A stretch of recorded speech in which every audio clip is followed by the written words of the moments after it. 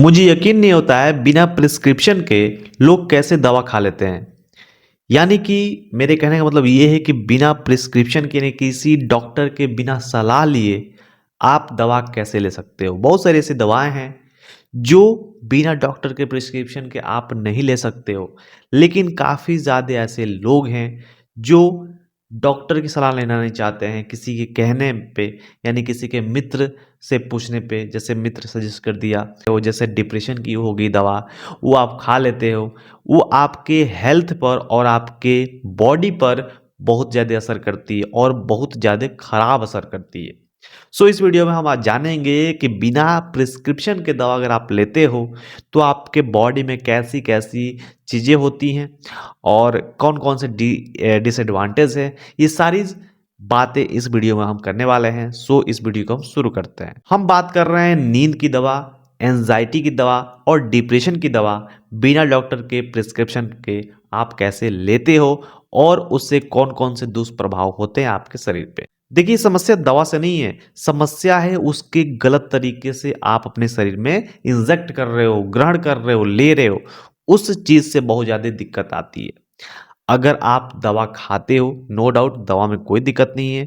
आप दवा का लत लगा लेते हो, जैसे एग्जाम्पल के तौर पे अगर आप नींद की दवा लेते हो और उस नींद की दवा से अगर आपके शरीर में नींद आ जाती है, आप जल्दी सो जाते हो। जैसे बहुत सारे ऐसे पेशेंट हैं जिनको रात में नींद नहीं आती है, नॉर्मल सी बात है, और वो डॉक्टर को दिखाए बिना वो नींद की दवा लेना शुरू कर देते हैं और उनको पता भी नहीं चलता है कि उनकी नींद अचानक से उस दवा के लेने पर ही आती है और वो दवा का डोज धीरे धीरे बढ़ता जाता है। कभी एक पिल्स खाते हैं, कभी दो पिल्स खाते हैं और वो दवा धीरे धीरे बढ़ जाती है और वो एक तरह से उनको आदत लग जाती है उस दवा की, और इस तरीके से वो दवा का गलत तरीके से इस्तेमाल करते हैं और इसलिए आपके शरीर पे दवा बहुत ज़्यादा असर करती है। सबसे ज़्यादा असर आपके किडनी पे करती है। देखिए, ऐसी सब दवाओं का अगर आप ज़्यादा यूज़ कर लेते हो, ज़्यादा आपके शरीर पे ये दवा जाने लगती है, तो इसके बहुत सारे नुकसान होते हैं। जैसे कि आपको याददाश्त कमज़ोर हो जाती है, आपको नींद समय से नहीं आती है और बहुत तरीके से आपके शरीर पे साइड इफ़ेक्ट भी देखने को मिलता है और इससे आप बच भी नहीं सकते हो, क्योंकि अगर आपको इस दवा को डॉक्टर या कोई भी व्यक्ति कहेगा कि इसको अचानक से छोड़ दीजिए, तो आपके शरीर पे काफ़ी ज़्यादा दिक्कत होती है और ये दिक्कत आप झेल नहीं पाते हो। इस दवा को अगर ज़्यादा से ज़्यादा अगर आप छोड़ने का भी प्रयास करते हो ना, और ये आपको छोड़ना इतना आसान नहीं होता है। जैसे-जैसे आप इस दवा का आदत लगाते हो, वैसे ही ठीक उसी प्रकार उस दवा को धीरे-धीरे छोड़ना भी बनता है। और अगर अचानक से छोड़ भी देते हो, तो आपकी हालत बिगड़ जाएगी और ऐसा हो जाएगा कि आप मर भी सकते हो। देखिए, लोग बिना प्रिस्क्रिप्शन के दवा लेते क्यों हैं? ये सबसे बड़ा क्वेश्चन है। तो इस क्वेश्चन का एक ही आंसर है कि आजकल का जो हमारी दिनचर्या है, जैसा मोबाइल है, हम किसी से बात नहीं करना चाहते हैं, किसी की सलाह तक नहीं लेना चाहते हैं।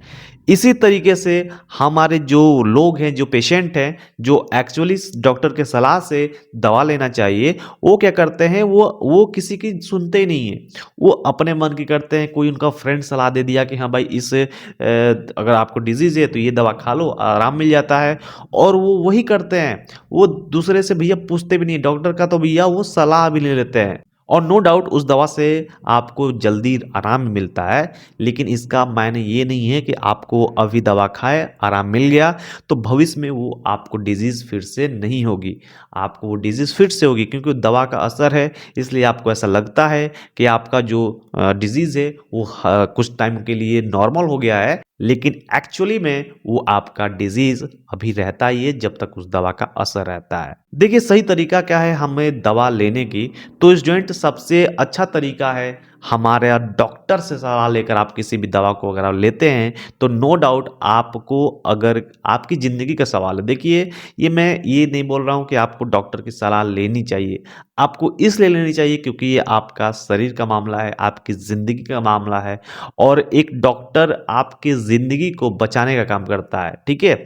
आप ये सोचते हो कि भैया डॉक्टर से क्या ही सलाह लेना है, हम तो ऐसे ही खा लेंगे। लेकिन मेडिकल स्टोर से ऐसी दवाएँ मत लीजिएगा जो बिना डॉक्टर के प्रिस्क्रिप्शन के भी आपको दिया जाता है।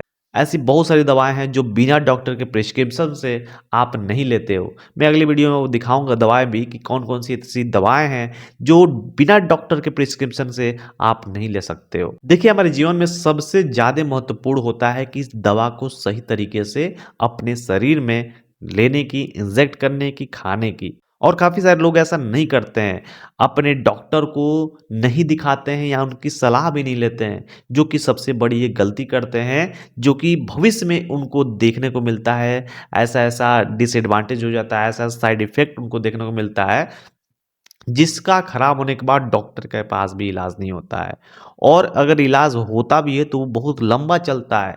इसलिए स्टूडेंट या मेरे जो पेशेंट हैं, आप जो मेरे व्यूअर्स हैं, आपको मैं एक सही गाइड कर रहा हूँ कि आप छोटा हो या बड़ा हो आपके पास कोई भी मतलब पेशेंट, भगवान ना करे आपका पेशेंट बनने की भी ज़रूरत पड़े, लेकिन अगर आपको एज़ अ कुछ भी फ़ील होता है तो आप प्रिस्क्रिप्शन डॉक्टर के अनुसार ही लीजिए। बिना प्रिस्क्रिप्शन के दवा लेना बहुत ज़्यादा घातक हो जाता है। मैं बहुत सारे ऐसे लोगों को देखा हूँ जो बिना प्रिस्क्रिप्शन के दवा लेते हैं, है ना? जो आपका मित्र है, वो उस दवा से सही हो गया तो क्या पता आप भी सही हो जाए, ऐसा बिल्कुल ही नहीं होता है। आपका हार्मोनल चीज़ दूसरा है, उस दोस्त का या उस मित्र मित्र का आपका हार्मोनल चीज़ दूसरा होता है। सो बिना प्रिस्क्रिप्शन के दवा किसी को भी लेना या फिर किसी को सजेस्ट करना, ये बहुत बड़ा गलत काम है। सो अगर आपको इस वीडियो से थोड़ा-सा भी नॉलेज मिला होगा, तो इस वीडियो को एक लाइक ज़रूर कर दीजिएगा और इस वीडियो को अपने मित्रगण के साथ ज़रूर शेयर कीजिएगा।